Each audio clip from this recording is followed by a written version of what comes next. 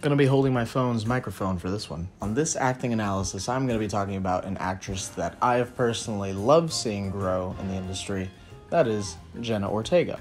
I want to say that the first time that I ever actually noticed her getting some mainstream media attention was with Babysitter 2, Killer Queen, and I actually really enjoyed that film. But it wasn't really until Scream 2022 that I started to take notice of her acting abilities and all, and then I started to realize other things that I noticed her in. And we lead up to today, where I just simply cannot get enough of her acting abilities and yada yada yada, so I want to talk about it. So from the research that I've done when it came to why she wanted to act and all that, it starts somewhere around age 6 when she started taking interest, and it wasn't until around age 8 that between her mom and agents, she was able to actually land herself some roles. And because the internet never lies, her first technical role was actually on the TV show Rob in 2012, where she played Girl. That kind of trickled down into other future roles such as CSI, New York, and Jane the Virgin. But I think where a lot of the mainstream audience can probably pick her from is Insidious 2 and Iron Man 3. Now, she's had a lot of roles since then, but from what I've already mentioned, I noticed her in Babysitter Killer Queen. So then the two brain cells inside of my head started working, and I'm like, I've seen her before. Now, she did have some lead roles in Richie Rich or Stuck in the Middle, but I never watched any of those because I personally did not have any cable in my house at the time. However, I had Netflix, and I do in fact remember her in season 2 of You. It was then when I noticed that she had the acting chops and she was very good at what she did, which led into The Babysitter 2, and then led into Scream. When I saw the trailer for Scream and I saw that she was in it, I was like, oh, okay, they're gonna use her for that opening act. Nope. In true Scream fashion, they kind of flipped the script on us, and she lasts as a lead role for the rest of the movie, and I was like, holy shit, this girl can act. And so I became a fan. I also think, in case anybody forgot, she's been in a music video as well. I'm not even gonna mention it, I'm just going to play it. But since then, as of recording this video right now, her most recent role has been in the film X in 2022 and Camp Cretaceous, which has been going on until 2022. Yeah, I had to check my sources. It's 2022. And those are just roles that have kind of released in this year, but she has some more upcoming ones like The Wednesday Addams Show. I am so excited. And I can confidently say that I went to the movie X, I believe Thursday opening day, because I like to be there early for new movies. And although she did not have as much screen presence as I thought she would, it was a very believable role. I do wish there was more that they could have done with her, though. And so that's her first to most recent role, with a couple mentions in between, but which one's the worst? So this is kind of gonna be like the Johnny Depp acting analysis that I did, where you don't necessarily have an actor with a bad role, you have an actor that's good in a poorly written role. And so yes, even though I enjoyed this movie, I think I'm gonna have to say that her worst role, or at least her least best, no puedo hablar inglés. The role in which I think she gives her weakest performance would have to be Babysitter Killer Queen. Now again, she does not do a bad job.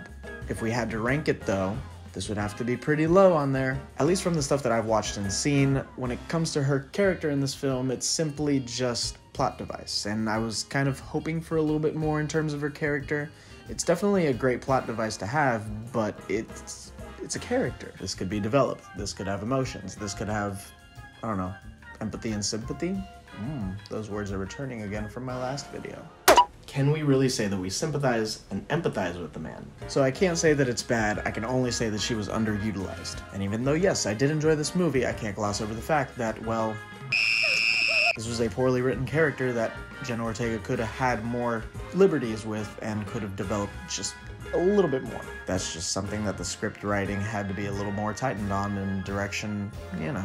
But we go from that to her best role, or at least my personal best role. And yes, if I was going simply off of bias, Scream 2022 would probably be up there, but I can't, at least not until the end of the video. So, her best role is in HBO's The Fallout. So Jenna Ortega is in fact getting herself more into horror movies and the horror community, and she is most definitely the modern day Scream Queen for a new generation.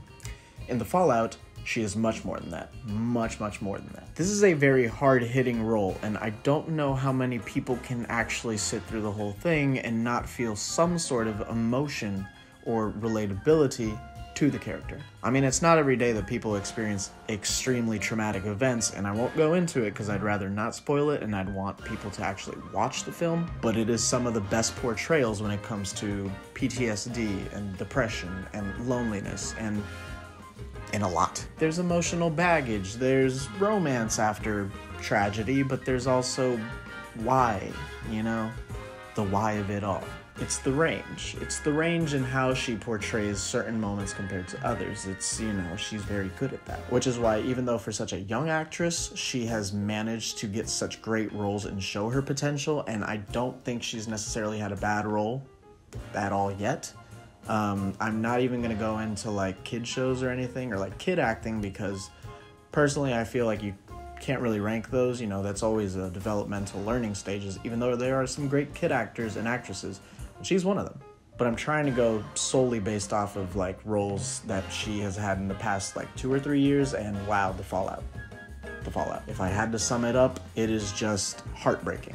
And she probably gives her all, even though there are upcoming projects that she will probably go even more so into. Speaking of which, Wednesday Addams. We don't really know a lot about it, but if I can kind of remember some of the details, it seems like she's gonna go to some sort of boarding school. I could be wrong, it could just be rumors, I don't know. But we do have a teaser, and I mean, come on. Tim Burton's gonna have a hand in all this, and I think it's gonna be a very, very great series. I'm very excited to watch. We've also got Scream 6, which is gonna take place in New York story-wise, and I am very excited for that. It's giving me Jason Takes Manhattan vibes, but Ghostface. And I would also like to mention that Jenna Ortega is extremely admirable when it comes to what she kind of believes in and her goals. She stated multiple times in multiple interviews that she really wants to push Latinos. She wants the voices to be heard, and she wants the representation on screen, and she's, you know, it's always good to see more representation.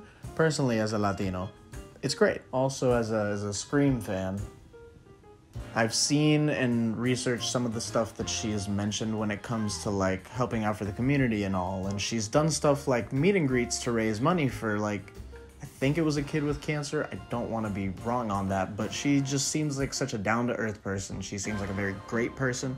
She has a lot of good causes, a lot of stuff that I also believe in. So when it comes down to it, I might have to do a retrospective later in the future when she has even more roles and such, but I can definitely say that as for now, Jenna Ortega is definitely an iconic actress. In the few years that she's had on television and on film, she has managed to make not only a name for herself, but immense talent in all these roles. She's got a recognizable face, and she's got recognizable characters. I mean, if that's not a staple of a good actor or actress, I don't know what is.